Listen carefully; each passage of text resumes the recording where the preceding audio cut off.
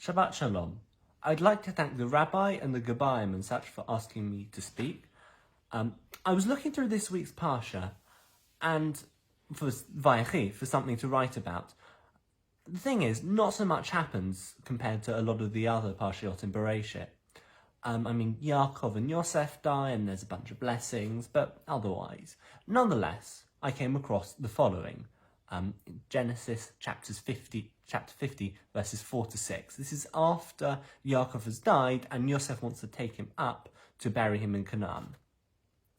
Vayadaber Yosef el Beit Paro lemor. And Joseph spoke to Pharaoh's court, saying, Im na matzati chen be'enechem. Please, if I find favour in your eyes, lay this appeal before Pharaoh. My father made me swear, saying, I am about to die. Be sure to bury me in the grave which I made ready for myself in the land of Canaan. Now, therefore, let me go up and bury my father, then I shall return. And Pharaoh says, go for it, and such. First thing to notice is at the very start, Vayadaber Yosef el Beit Paro lemor.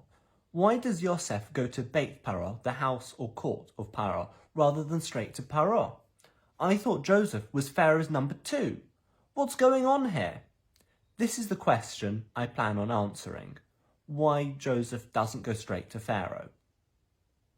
I think there are 2 basic approaches. Approach number 1 is that Pharaoh might not want to let Yosef go, so Yosef gets others to ask on his behalf. The Chizkuni, a 13th century rabbi from France, says Pharaoh was very dependent on Yosef's management of the country and therefore would like him to stay.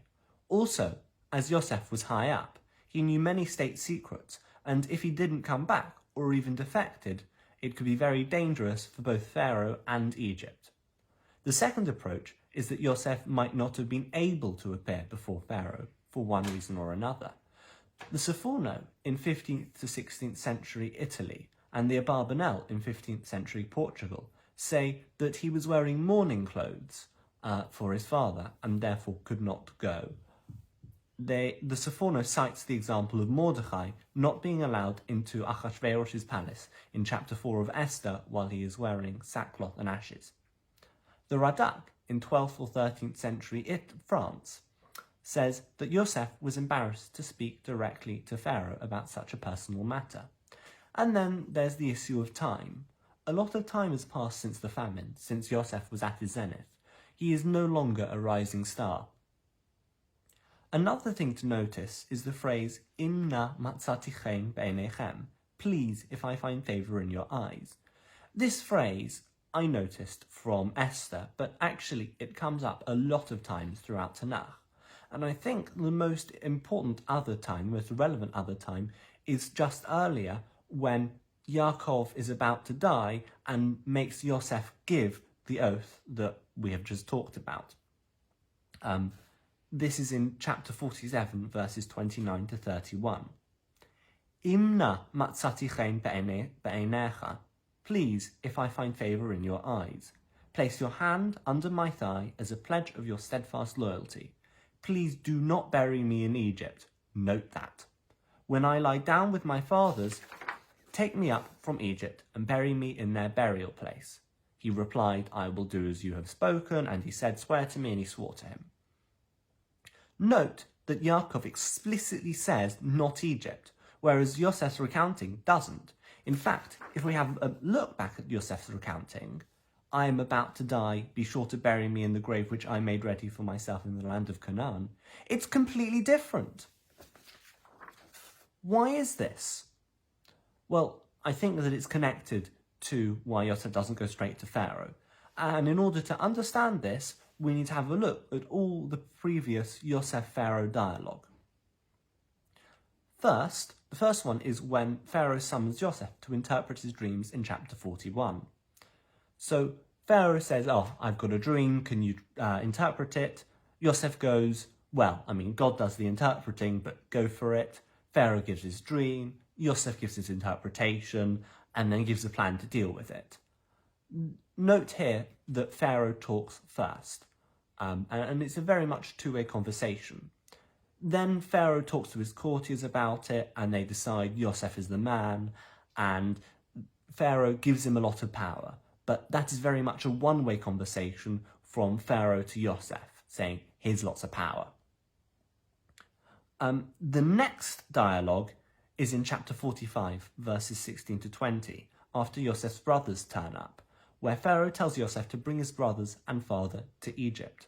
It's very much a one-way dialogue from Pharaoh to Yosef, which I don't have time to go through in further detail.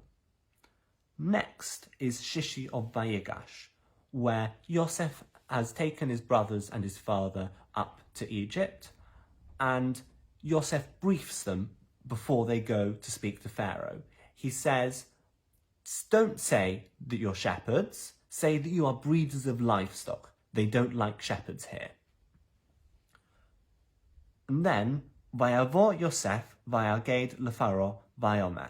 Then Joseph came and reported to Pharaoh, saying, this seems very much like Yosef has started this conversation with Pharaoh, but if you have a look at the verb vayaged, and he told, or as is commonly translated, and he reported, it indicates more that actually Pharaoh sent Yosef. He said, go, get your brothers and your father, and then come back and talk to me. So this is a conversation that Pharaoh has started previously. And then Yosef says they're here, and then presents his brothers and his father.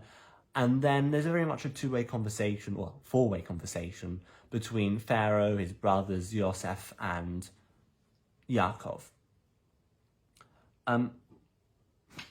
Having gone through these dialogues, we can say a few things. First of all, Pharaoh always seems to start dialogue. This might be why Yosef didn't go straight to Pharaoh, and instead went through his court. We also know that Yosef, when he was younger, could not really keep his mouth shut, which is why his brothers got rid of him. But as the stories go on, he gets more diplomatic, culminating when his brothers come up and he tells them exactly what to say. This going through the court is probably more diplomatic. Now we get to the bit I've entitled Conclusion. Conclusions are difficult. I could just say something along the lines of, well, it's probably a mix of all these opinions, but A, that wouldn't be particularly satisfying, and B, many of you probably can't remember a lot of the earlier opinions. So I'm going to give my interpretation of what has gone on, why Yosef did not go directly to Pharaoh. Here are my thoughts. Approach number 2 from earlier, that Yosef could not appear before Pharaoh, seems less likely than the other opinions. The mourning gear reason could be true, but he does go to Pharaoh's court, which you'd think would not be allowed either.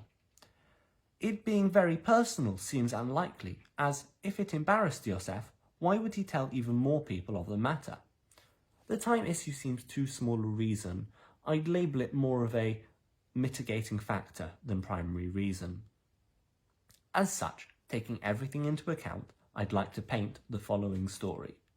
Yosef, who was sold into slavery because of his inability to keep his mouth shut, has over time learned diplomacy. He knows he should get Pharaoh's permission to take Yaakov back to Canaan. He knows that quoting verbatim the oath is probably a bad idea. Among other things, the Egyptians might take offence to the fact that Yaakov didn't want to be buried in Egypt. So he changes it. He knows that Pharaoh would likely object to Yosef leaving Egypt, and so asks others to support his request. He knows the protocols, that he can't be the one to start the dialogue with Pharaoh. So he doesn't personally ask Pharaoh, he only goes via the court. This is why I think that this combination of factors explains well why Yosef did what he did and said what he said. This is why I think Yosef did not go directly to Pharaoh. So I think I'm going to leave it there. Shabbat Shalom.